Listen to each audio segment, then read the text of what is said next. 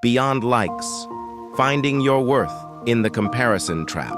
Maya stared at her phone screen, watching the numbers crawl upward with agonizing slowness. 12 likes, 15, 23. She refreshed the page, hoping for a miracle that never came.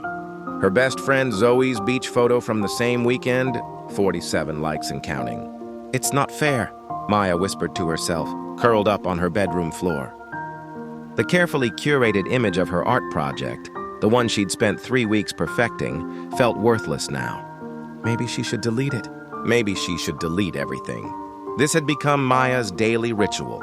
Post, wait, compare, despair. At 17, Maya was a talented artist whose sketches could capture souls in pencil strokes. But none of that mattered anymore. What mattered was the number glowing beneath each post, the digital validation that seemed to determine her worth as a human being.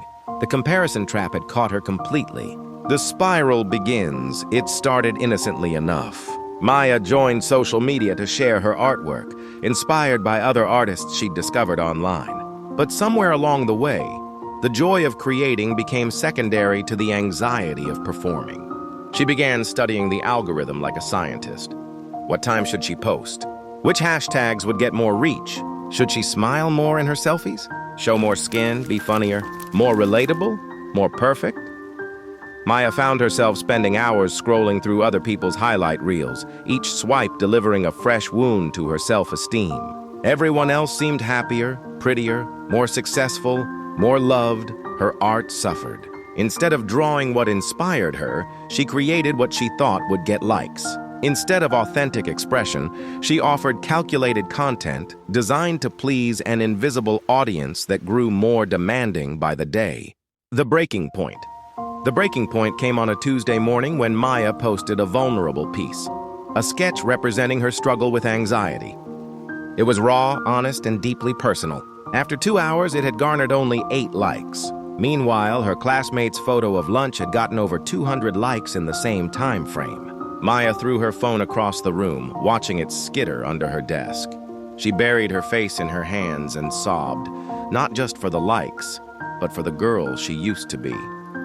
The girl who drew because she had to, because art flowed through her veins like blood. When had that girl disappeared? Her mother found her there 20 minutes later. "Honey, what's wrong?" Through tears, Maya explained her digital dilemma, how the numbers had become more important than the art, how she'd lost herself in the endless pursuit of online approval, how she felt worthless when her posts didn't perform. Her mother sat quietly, then shared something Maya had never expected. A different perspective. "You know," her mother said softly, "Van Gogh sold only 1 painting in his entire lifetime. 1. Does that make him any less of an artist?" Maya looked up, wiping her eyes. "Social media likes aren't a measure of worth, sweetheart. They're just a measure of who happened to be scrolling at the right moment, with the right algorithm, on the right day. They don't reflect the beauty of your work, the growth in your skill, or the courage it takes to share your creativity with the world." Her mother pulled out her phone and showed Maya a photo of one of her old sketches, a simple drawing of their cat, Whiskers, sleeping in a sunbeam.